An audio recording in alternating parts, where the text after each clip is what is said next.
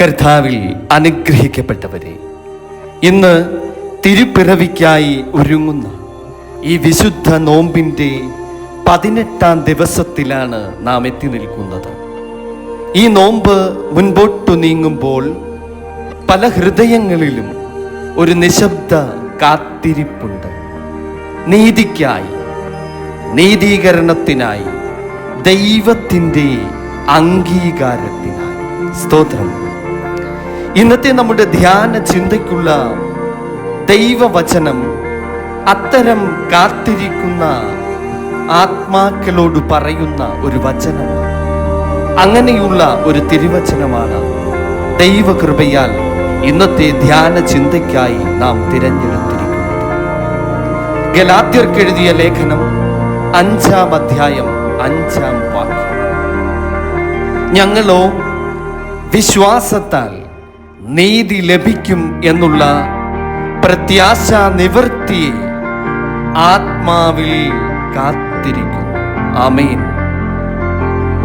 പ്രിയ സഹോദരങ്ങളെ, ഈ വചനം തുടങ്ങുന്നത് തന്നെ ഞങ്ങളോ എന്ന വാക്കോടെയാണ്.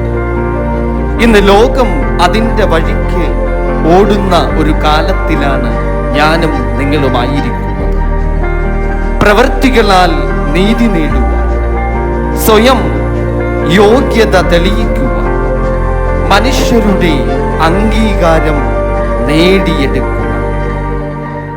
പക്ഷേ വിശ്വാസികൾ പറയുന്നു, നാം ഓരോരുത്തരും പറയുന്നു, എന്നാൽ ഞങ്ങൾ അങ്ങനല്ല, ഞങ്ങൾ അങ്ങനെയുള്ളവരല്ല, ഞങ്ങളോ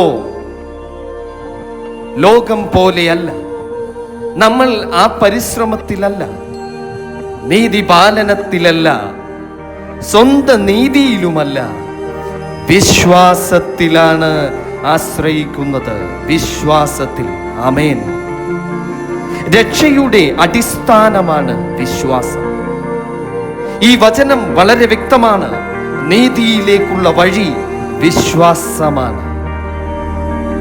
ക്രിസ്തു ജനിച്ചത് നമ്മെ നിയമത്തിന്റെ ഭാരത്തിൽ നിന്ന് വിടുവിക്കുവാനാണ്. ഇന്നത്തെ കാലത്തെ പോലെയല്ല അന്നുണ്ടായിരുന്നത്. വളരെ കഠിനവും മൃഗീയവുമായ നിയമങ്ങളായിരുന്നു ആ ജനതയ്ക്ക് ആ കാലത്ത് ഉണ്ടായിരുന്നത്. ആ ജനതയ്ക്ക് വിശ്വാസത്തിലൂടെ നീതി നൽകുകയായിരുന്നു. ഒരു ശിശുവായി കാലിത്തൊഴുത്തിൽ ജനിച്ച ക്രിസ്തു നമ്മെ പഠിപ്പിച്ചു, ദൈവസ്നേഹം സമ്പാദിക്കേണ്ടതല്ല, അത് സ്വീകരിക്കേണ്ടതാണ് എന്ന്. നീതി ലഭിക്കും, അതൊരു വാഗ്ദാനമാണ്, പ്രത്യാശയാണ്. ഇന്ന് നമ്മൾ പലപ്പോഴും ചോദിക്കുന്നു, ഞാൻ ദൈവത്തിന് പ്രീതിയുള്ള മനുഷ്യനാണ്, എനിക്ക് നീതിയുണ്ടോ? ഈ ദൈവവചനം ഉറപ്പ് നൽകുന്നു, നീതി ലഭിക്കും, നീതി ലഭിക്കുക തന്നെ ചെയ്യും. അതിന്നില്ലെങ്കിലും കാലമാകുമ്പോൾ ക്രിസ്തുവിൽ ഉറപ്പായി നമുക്ക് അത് പൂർണ്ണമായി വെളിപ്പെട്ടു വരും. ആമേൻ. ക്രിസ്തുവിന്റെ ജനനമെന്നത് അതൊരു പ്രത്യാശയുടെ ആരംഭമാണ്, പ്രത്യാശയുടെ തുടക്കമാണ്. നൂറ്റാണ്ടുകളായി ജനങ്ങൾ കാത്തിരുന്നു നീതിക്കായി, രക്ഷയ്ക്കായി, വെളിച്ചത്തിനായി. അവസാനം ശിശുവിലൂടെ ദൈവം പറയുന്നു, നിങ്ങളുടെ പ്രത്യാശ ഞാൻ മറന്നിട്ടില്ല. ക്രിസ്തു ജനിച്ച ദിവസം മനുഷ്യരാശിയുടെ നീതിയുടെ ആ ഒരു പ്രത്യാശ ആരംഭിച്ചു.